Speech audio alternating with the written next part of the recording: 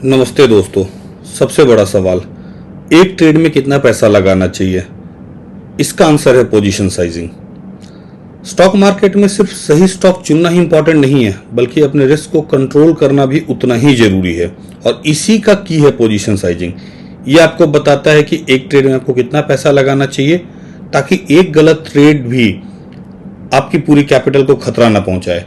आज के इस वीडियो में हम सिंपल लैंग्वेज में समझेंगे कि पोजीशन साइजिंग क्या होता है, कैसे कैलकुलेट करते हैं और कैसे ये आपकी ट्रेडिंग को लॉन्ग टर्म में सेफ और प्रॉफिटेबल बना सकता है। चलिए शुरू करते हैं आज का वीडियो।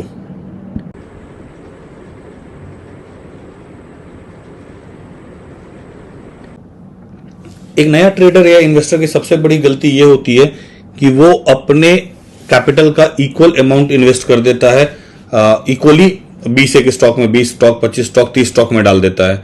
दूसरा तरह की गलती यह होती है कि ज्यादा से ज्यादा पैसा अपने कैपिटल का एक ही स्टॉक में इन्वेस्ट कर देना। ये दोनों ही बहुत डेंजरस हो जाता है। पहले अगर आपने एक ही स्टॉक में बहुत ज्यादा पैसा डाल दिया है, अगर वो स्टॉक नीचे की तरफ गया तो आपके पूरे कैपिटल को रिस्क पे ला देगा। और इक्वल एलोकेशन के साथ प्रॉब्लम यह है कि अगर आपका स्टॉक गेन कर भी रहा है तो आपका पोर्टफोलियो बहुत ज्यादा नहीं हिलेगा। इसलिए बहुत ज्यादा जरूरी है कि आप स्टॉक में एंटर करने से पहले रिस्क कैलकुलेट करें। अगर आप रिस्क कैलकुलेट कर लेंगे तो आपको हमेशा पता होगा कि आप जिस भी ट्रेड में एंटर कर रहे हैं उसमें आपका रिस्क कितना है, और उसके अकॉर्डिंगली आप उसमें अपना अमाउंट इन्वेस्ट करेंगे। अभी आगे स्लाइड में इसको मैं डिटेल में समझाऊंगा कि किस तरीके से आप रिस्क कैलकुलेट कर सकते हैं। रिस्क कैलकुलेशन में जाने से पहले एक बार देखते हैं कि कितने टाइप के पोजीशन साइज होते हैं। तो फर्स्ट इज फिक्स्ड कैपिटल पर ट्रेड। तो आप ये डिसाइड कर लेते हो कि अगर 1 लाख रुपए का मेरा कैपिटल है तो मैं इसमें लेट्स से 500 रुपए से ज्यादा अपने पूरे कैपिटल का रिस्क नहीं लूंगा एक ट्रेड में। दूसरा तरीका है फिक्स्ड रिस्क पर ट्रेड। इसमें आप कर देते हो कि मान लो कि मैं एक कोई सा भी स्टॉक में एंटर कर रहा हूं, कोई एक नया पोजीशन क्रिएट कर रहा हूं, तो आप फिक्स कर देते हो कि 6%, 7%, 8% मैं इतना ही रिस्क लूंगा। अगर इतना नीचे आ जाता है मेरा स्टॉक तो मैं इसको काट दूंगा। थर्ड टाइप का है परसेंटेज ऑफ पोर्टफोलियो, जिसमें आप ये डिसाइड करते हो कि आप एक ट्रेड में अपने पूरे पोर्टफोलियो साइज का कितना परसेंट का रिस्क ले सकते हो। तो अगर 1 लाख रुपए है और अगर मैं कहता हूं कि 0.5% का रिस्क मैं एक ट्रेड पे लूंगा तो मेरा 500 रुपए का रिस्क एक ट्रेड में बनता है। ऐसे जैसे जैसे इसमें ऊपर बढ़ता जाएगा पोर्टफोलियो आपका कैपिटल, वैसे वैसे ये 0.5% का अमाउंट भी 500 से बढ़ के 600 हो जाएगा, 700 हो जाएगा।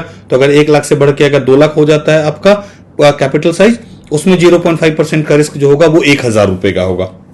तो मेजरली ये 3 तरीके के पोजीशन साइजिंग है जिसको कि आप कंसीडर कर सकते हो अपना ट्रेड लेने के लिए। जिसमें फिक्स्ड कैपिटल कि पर ट्रेड 1000 रुपए ही लॉस करूंगा, फिक्स्ड रिस्क तो पर ट्रेड मैं 7 से 8% का स्टॉप लॉस लूंगा, और परसेंटेज ऑफ पोर्टफोलियो कि पर ट्रेड में पूरे पोर्टफोलियो का लेट से 0.5% और 1% का मैं रिस्क लूंगा। इनिशियली एक नए ट्रेडर के लिए 0.5% का रिस्क से स्टार्ट करना चाहिए। आप 0.25% से भी आप स्टार्ट कर सकते हो, सो दैट कि आप पहले कंफर्टेबल हो जाओ 3 महीने 6 महीने में कि किस तरीके से आपके ट्रेड काम कर रहे हैं। उसके बाद आप रिस्क को बढ़ा सकते हो। ये तीनों में ही किया जा सकता है। फिक्स कैपिटल को भी आप पहले 100 रुपए, अगर लाख रुपए है तो मे भी आप 200 रुपए के लॉस से स्टार्ट कर सकते हो। फिक्स्ड रिस्क में आप मे भी 5%, 6% से स्टार्ट कर सकते हो। परसेंटेज ऑफ पोर्टफोलियो में आप 0.25% से स्टार्ट कर सकते हो। तो ये 3 तरीके के मेजरली पोजीशन साइजिंग है। तो देखते हैं कि अब पोजीशन साइज का फॉर्मूला क्या होता है। तो मेजरली इस वीडियो में जो मैं बात करूंगा वो करूंगा परसेंटेज ऑफ पोर्टफोलियो के कॉन्सेप्ट का, क्योंकि मैं भी पर्सनली वही फॉलो करता हूं, और वो मुझे लगता है कि वो विथ स्केल जो है, विथ स्केल आपका बहुत बेटर तरीके से मैनेज करेगा। जब आपका कैपिटल स्केल कर जाएगा 1 लाख से 2 लाख, 5 लाख, 10 लाख, 20 लाख, तो वो कॉन्सेप्ट आपके साथ जो है सो किसी भी कैपिटल अमाउंट के लिए चल सकता है। तो फॉर्मूला जो पोजीशन साइज का है कि आपको कितना एक्चुअली अपना पोजीशन बनाना है, that is account size into risk पर trade divided by distance to stop loss. तो ये भी प्रैक्टिकली देख लेंगे। मैंने एक एक्सेल भी बनाया है, गूगल शीट बनाया है, वो मैं शेयर कर दूंगा वीडियो के डिस्क्रिप्शन में, जिसमें कि आप अपना सारा डेटा डालेंगे कि एंट्री प्राइस क्या है, रिस्क क्या है, स्टॉप लॉस क्या है, और ये कैलकुलेट करके आपको दे देगा। तो ये सीधा एक्सेल पे चलते हैं और कुछ चार्ट को देखते हैं और देख करके वहां से डिसाइड करते हैं कि किस स्टॉक का कितना पोजीशन साइज अगर जो आज के रेट में ट्रेड लेना हो तो ले सकते हैं। तो मैंने ट्रेडिंग व्यू ओपन कर लिया है। अभी इसमें मैं चलता हूं अपने एक फोकस लिस्ट के ऊपर जिसमें कुछ बायबल स्टॉक्स मैंने रखे हैं, शॉर्ट लिस्ट करके देखते हैं एक बार।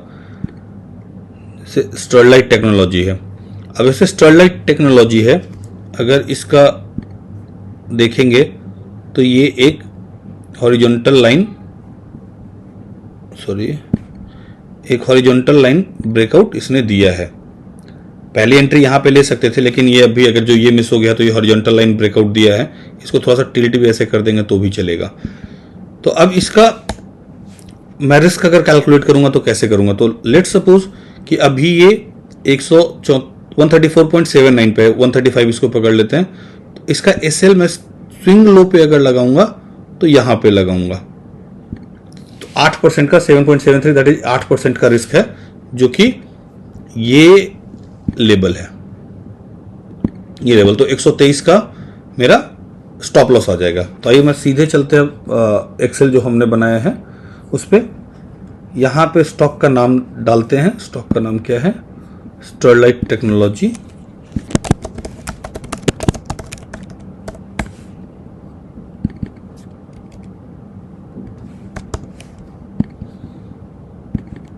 मैं कैपिटल रिस्क का उसका नाम भी चेंज कर देता हूं, कैपिटल रिस्क इसको रखता हूं 0.5% ही। बाइंग प्राइस हमारा क्या है? बाइंग प्राइस है हमारा 134.70, इसको मैं 135 कर लेता हूं फॉर द सिंप्लिसिटी से। एसएल हमारा क्या है? एसएल है हमारा 123। इसके बाद आपको बस कॉपी पेस्ट करना है ऊपर वाले फॉर्मूला से, इसमें फॉर्मूला लगा हुआ है। तो आप देखोगे एसएल आपका 9.76% का एसएल बन रहा है यहाँ पे। तो इनिशियल कैपिटल इसमें मैंने डाला हुआ है कि 20 लाख का अगर मान लो आपका इनिशियल कैपिटल है, तो इस पे जो कैपिटल डिप्लॉयमेंट होगा वो होगा 1,02,500 का। तो मतलब टोटल जो आप यूनिट करेंगे वो आप 759 आप परचेज करेंगे इसको, और कैपिटल रिस्क आपका इसमें 10,000 रुपए का आता है। तो इस तरीके से बहुत सिंप्लीफाइड तरीके से आप हमेशा अपना बाय प्राइस, एसएल प्राइस और एसएल प्राइस आप डाल दोगे, उससे आपको पूरा कैलकुलेट होकर के आ जाएगा कि आपको कितना यूनिट परचेज करना चाहिए, कितना कैपिटल डिप्लॉय करना चाहिए उसके। तो इसमें थोड़ा सा एसएल 9.76% का हो गया। नेक्स्ट स्टॉक पे जैसे देखते हैं, जैसे ये मुझे थोड़ा सा स्ट्रेच्ड लग रहा है, इसको एक बार छोड़ते हैं। नेक्स्ट लाल पैथ लैब भी थोड़ा सा स्ट्रेच्ड है, सही नहीं दिख रहा है। रेडिको खेतान अभी एच बायबल नहीं दिख रहा है। नेस्को भी एक बार को छोड़ते हैं, पर जस्ट फॉर एन एग्जांपल अगर जो नेस्को में अभी मुझे पोजीशन अगर लेना हो, मान लो कि मुझे लगता है कि नहीं ले लेना चाहिए क्योंकि ये जो लेवल है इस लेवल को बहुत दिनों से, कुछ दिनों से होल्ड कर रहा है, ये इस लेवल को होल्ड कर रहा है ये स्टॉक। तो अगर मान लो कि मैं यहां पे लेना चाहता हूं तो मैं सीधा यहां से अगर कैलकुलेट करता हूं तो इसका बेस लो 2% सिर्फ आता है, 2% का एसएल है। तो 2% का एसएल का मतलब क्या है? मैं इसको अगेन एक बार अपने एक्सेल शीट पे डाल के देखते हैं। 1355-56 है। नेस्को नाम डालते हैं,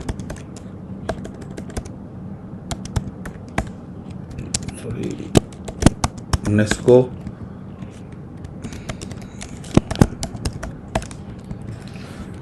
इसका बाय प्राइस 1357 कर लेते हैं, 1357। एसएल प्राइस ये लेवल ले लेते हैं, 1325 कर लेते हैं। 1325 का एसएल आ गया, 1325। इसका एसएल परसेंटेज 2.42 निकल के आता है। कैपिटल डिप्लॉयमेंट 4,14,000 है। यूनिट 305 आप ले सकते हो। रिस्क इज 10,000, रिस्क 10,000 का ही है। लेकिन अगर आप देखोगे तो इसमें एक कॉलम और मैं डालता हूं, परसेंटेज ऑफ कैपिटल डिप्लॉयड। इसमें एक छोटा सा प्रॉब्लम क्या है नेस्को के ट्रेड में, वो मैं अभी बताता हूं। तो equal to capital deployed divided by capital को लेते हैं, इसको एक बार को मैं फिक्स कर देता हूं, इसको परसेंटेज में कन्वर्ट कर देते हैं। तो 8.62% डिप्लॉय हुआ है, ये 10%, ये 5%। यहाँ पे ये कह रहा है कि 20% कैपिटल डिप्लॉय हो जाएगा इसमें। मतलब 0.5% रिस्क के लिए 20% का कैपिटल डिप्लॉय हो जाएगा, क्योंकि 4,14,000, क्योंकि रिस्क जो है 2.42 है। हालांकि इसमें एक अलग रिस्क है कि अगर इसने ब्रेकआउट नहीं दिया तो एसएल हिट होने के चांसेस भी बहुत हाई हैं। लेकिन अगर जो आपको ऐसा कोई स्टॉक मिल जाता है जिसमें कि जैसे एसएल परसेंटेज बहुत कम है, वहां पे आपका डिप्लॉयमेंट 20% है, तो अगर ये स्टॉक आपका 10% भी अगर बढ़ जाता है तो आपका टोटल कैपिटल को 2%, तो टोटल पोर्टफोलियो को 2% के मूव कर देगा ऊपर की तरफ। तो इस तरीके से आप रिस्क जो है सो कैलकुलेट कर सकते हो, अपने पोजीशन साइज को कैलकुलेट कर सकते हो for each and every stock. और जैसे देखते हैं कोई, जैसे इसने गैप अप दिया है, बट ठीक है, अभी एक बार अगर इस वाले लेवल को थोड़ा ये क्रॉस करे तो कुछ सोचा जा सकता है, क्योंकि मार्केट का कंडीशन भी अच्छा नहीं है। नेक्स्ट, अब जैसे थायरोकेयर है, थायरोकेयर ने ब्रेकआउट दिया है, वॉल्यूम थोड़ा कम है, उसके पहले दिन वॉल्यूम ठीक था। अगेन अब इसमें मैं एंट्री लेना चाहूंगा तो मेरा एसएल ही बहुत डीप सा हो जाएगा, 8-9% का एसएल यहां भी बन रहा है, तो अगेन इसको भी ले जाकर के अगर एंट्री और एसएल का प्राइस डालेंगे तो वो कैलकुलेट कर देगा। अच्छा, एक चीज ऑलवेज ध्यान रखें कि चाहे कुछ भी हो जाए, आप 25% से ऊपर का पोजीशन साइज एक स्टॉक में नहीं बनेंगे, वो बहुत ज्यादा रिस्की नहीं तो हो जाता है। ये भी कर सकते हो आप कि आप इनिशियली अगर आप नए ट्रेडर हो तो आप 25% भी ना जाए। अब जैसे यहां पे अगर ये 20% का मेरा कैपिटल डिप्लॉय हो रहा है, 20% ह्यूज अमाउंट एक्चुअली, कि 20 लाख में से 4 लाख एक ही स्टॉक में चला गया, तो मैं यहां पर रिस्क परसेंटेज अपना कम कर दे सकता हूं कि 0.25% मैंने कर दिया तो मेरा रिस्क 5,000 ही हो गया। मैं थोड़ा पैसा कम डिप्लॉय कर दूंगा, 2 लाख ही डिप्लॉय कर दूंगा इसके अंदर, रिस्क 0.25% है, और इसको मैं थोड़ा सा इसको मैं ड्राइव कर सकता हूं, या अगर मैं उसके अकॉर्डिंगली खेल सकता हूं कि 0.35 अगर करना चाहता हूं तो ये कह रहा है ठीक है 14.5% का कैपिटल डिप्लॉय हो जाएगा, 2,89,000। तो आप इसके अराउंड प्ले कर सकते हो। अगर इसी को मैं 1% कर देता हूं तो सीधा मेरा कैपिटल 41% कैपिटल डिप्लॉय हो रहा है। तो अगर आप 1% रिस्क के साथ काम कर रहे हो तो 41% कैपिटल तो किसी भी एक स्टॉक में डिप्लॉय नहीं करना चाहिए। नेवर नो कि कल को क्या हो जाए, रातों रात क्या न्यूज आ जाए और पूरा के पूरा पोर्टफोलियो आपका हिट हो जाएगा, तो कभी भी इतना पे नहीं जाना चाहिए। जैसे इस वाले स्टॉक में 0.50 इज ओके, लेकिन आप थोड़ा सा इनिशियल अगर नए हो तो आप 0.25 के साथ भी प्ले अराउंड कर सकते हो। तो ये एक बड़ा इंपॉर्टेंट कॉन्सेप्ट था कि आपको कैपिटल कितना डिप्लॉय करना चाहिए, किस में डिप्लॉय करना चाहिए, उसके पीछे का क्या लॉजिक होना चाहिए। स्टार सीमेंट है, अब जैसे ये स्ट्रेच्ड है, ऑब्वियसली अगर इसमें मैं लेने भी जाऊंगा पोजीशन, अगर मान लो मैं यहां पे ले भी लेता हूं तो इसका जो मेरा एसएल निकल के आएगा वो निकल के आएगा, यहां से कैलकुलेट करते हैं तो 11-12%। अब मान लो कि 12% का एसएल है, 289 का बाय है, 255 का सेल है। देखते हैं, 289 का बाय प्राइस आ रहा है, 255 का एसएल आ रहा है, स्टॉक का नाम है स्टार सीमेंट, रिस्क चलो 0.5% ही करते हैं, एसएल परसेंटेज 13 निकल के आ गया, 75,000, 3.75 पोजीशन साइजिंग है ये, तो 3.75% टोटल कैपिटल डिप्लॉय हो रहा है। अब इसमें मैं एंटर अगर कर भी जाऊं तो भी ये अगर 20% भी अगर दौड़ जाएगा, 20% भी चला जाता है ऊपर, तो इसमें कुछ भी नहीं मेरा पोर्टफोलियो हिलेगा। तो जब एसएल इतना ज्यादा स्ट्रेच्ड हो गया, 13.33% का एसएल अगर जो निकल के आ गया, तो कोई फायदा नहीं इस पोजीशन को बिल्ड करके, क्योंकि आपका पोर्टफोलियो हिलेगा नहीं, आप अननेसेसरी आपका पैसा थोड़ा सा 75,000 इस केस में मेरा पैसा जाके वहां पे स्टक हो जा रहा है। तो हमेशा एसएल को सिंगल डिजिट में रखे, कि जब तक सिंगल डिजिट में एसएल है, आइडियली 8% के नीचे रखे तो अच्छा है, लेकिन सिंगल डिजिट विल वर्क, कि अगर सिंगल डिजिट में एसएल है तो मैं उसको पोजीशन को लूंगा, अदरवाइज नहीं लूंगा। तो अगर आप प्रॉपर पोजीशन साइजिंग को फॉलो करते हैं और स्टॉप लॉस हिट हो भी जाए तो भी लॉस हमेशा कंट्रोल में रहेगा, और वही अगर स्टॉक ऊपर जाए तो प्रॉफिट प्रोपोर्शनेटली मिलेगा आपको। तो ये था कुछ प्रैक्टिकल एग्जांपल, और मैं ये गूगल शीट डिस्क्रिप्शन में दे रहा हूं सो दैट आप उसको यूज कर सको। तो आइए अब बात करते हैं कॉमन मिस्टेक्स की, जो लोग एक्चुअली करते हैं, कि सारे ही ट्रेड के लिए सेम रिस्क परसेंटेज यूज कर लेना, ठीक है, कॉन्फिडेंस के बेसिस पे ज्यादा पैसा लगा देना और हर ट्रेड के लिए सेम रिस्क परसेंटेज को फॉलो कर लेना, ये एक तरह की गलती है। दूसरा गलती लोग क्या करते हैं कि अगर कुछ ट्रेड में लॉस हो जाए, भले ही आप फॉलो कर रहे हो, प्रॉपर पोजीशन साइजिंग ले रहे हो, अपने एसएल को फॉलो करो, लेकिन अगर 2-3 ट्रेड में लॉस हो गया तो अगले 3rd ट्रेड या 4th ट्रेड में रिस्क को डबल कर देना। इससे और ज्यादा रिस्क बढ़ जाता है, क्योंकि कोई जरूरी नहीं कि अगर आप 3 ट्रेड में आपको लॉस हुआ है तो 4th ट्रेड आपको प्रॉफिट ही देने जा रहा है। तो वहां पर रिस्क बढ़ाने से आप पूरे अपने कैपिटल को रिस्क पे डाल देते हो। तो ये भी आपको इग्नोर करना चाहिए हमेशा। Risk calculation after entering the position, ये हमने पहले ही देखा कि आप बाद में रिस्क नहीं कैलकुलेट करोगे, आप पहले रिस्क कैलकुलेट करोगे, एसएल कैलकुलेट करोगे, उसकी बेसिस पे अपने पोजीशन साइज को बनाना है। Next, averaging down. ये जो नए ट्रेडर होते हैं, जो नए लोग मार्केट में आते हैं, उनके लिए उनके वो सबसे ज्यादा ये गलतियां कर रहे होते हैं कि स्टॉक नीचे चलता जाता है और वो उसको और खरीदते जाते हैं और एवरेज डाउन किए जाते हैं और वो स्टॉक नीचे ही जाता जाता है। तो एक बात का हमेशा ध्यान रखें कि कोई जरूरी नहीं कि अगर 10% गिर गया है तो वहां से बाउंस ही करेगा। बहुत सारे एग्जांपल मिलेंगे आपको मार्केट में जहां की स्टॉक 50%, 60%, 70% तक डाउन हो जाता है और आप एवरेज डाउन करते चले जाओगे और फाइनली आप वहां पे एक मोटा पैसा अपना फंसा करके छोड़ दोगे। तो एवरेजिंग डाउन से हमेशा बचे और अपने एसएल को आप रिस्पेक्ट करें, और एसएल हिट अगर हो रहा है तो बिल्कुल वो लॉस आप बुक करें वहां पे। सेम ही पॉइंट है, इग्नोर द स्टॉप लॉस। तो अपने स्टॉप लॉस को कभी भी इग्नोर ना करें।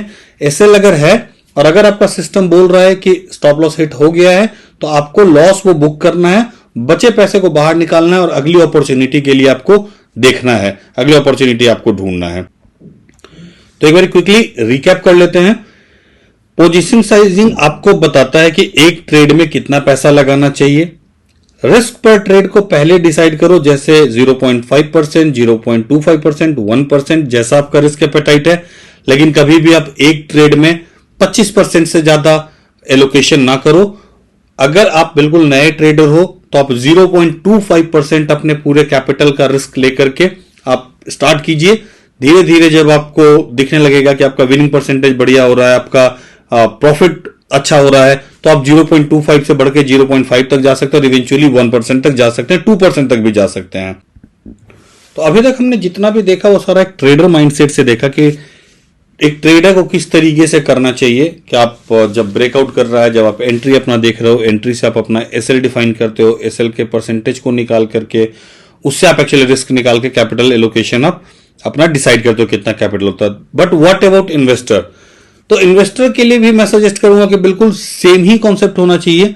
मैं क्या करता हूं कि मैं जनरली ये करता हूं कि अगर मैंने एक पोजीशन ले लिया है, उसको मैं स्ट्रेंथ में कुछ 20%, 25% depending upon the market condition, depending upon the stock का स्ट्रेंथ, 20-25% मैं उसको निकाल देता हूं और बचे हुए को मैं, अगर मुझे लगता है कि फंडामेंटली बहुत स्ट्रांग स्टॉक है, तो मैं बचे हुए को वीकली चार्ट के ऊपर उसका ट्रेंड राइड करने लग जाता हूं। इससे मुझे यह होता है कि अगर कोई बड़ा मल्टी बैगर बनने वाला है आगे फ्यूचर में, तो डेली के विस्पो से बच जाता है और डेली जो ऊपर नीचे मार्केट का मूवमेंट होता है उसमें कई बार एसएल ट्रिगर हो जाता है और फिर स्टॉक ऊपर की तरफ भाग जाता है। तो वीकली चार्ट पे मूव करने से वो वाली चीज जो है सो बच जाती है आपकी, और आप डेली का अप एंड डाउन से बचते हो और आपको एक लंबा आप किसी भी स्टॉक को राइड कर सकते हो।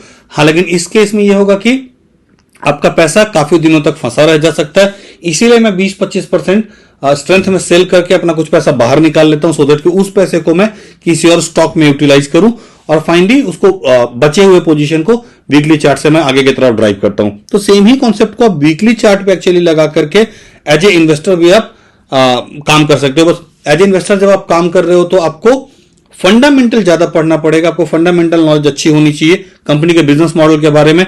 टेक्निकल में भी थोड़ा बेसिक आपको देखना चाहिए। ऐसा नहीं है कि बिल्कुल ही खराब स्टॉक है और वो जस्ट कोई ऑपरेटर उसको मैनिपुलेट करे और आप उसमें एंटर कर जाओ, थोड़ा सा देखना चाहिए। लेकिन ट्रेडर वर्सेस इन्वेस्टर में इन्वेस्टर को ज्यादा स्टडी करना पड़ेगा at any given point of time.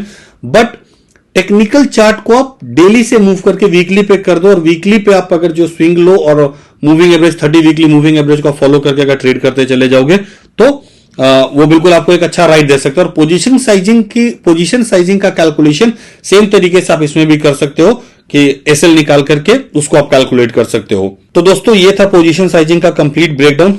अगर आप इससे अपनी ट्रेडिंग में अप्लाई करते हो तो आप अपना रिस्क कंट्रोल कर पाओगे और मार्केट में लॉन्ग टर्म सर्वाइव करना इजी हो जाएगा।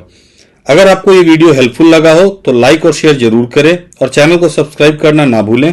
अगले वीडियो में हम बात करेंगे स्टॉप लॉस सेटिंग के बारे में, जो पोजीशन साइजिंग के साथ मिलकर आपके ट्रेडिंग को और भी पावरफुल बना देता है। तब तक के लिए ट्रेड स्मार्ट, स्टे डिसिप्लिन्ड और मिलते हैं नेक्स्ट वीडियो में।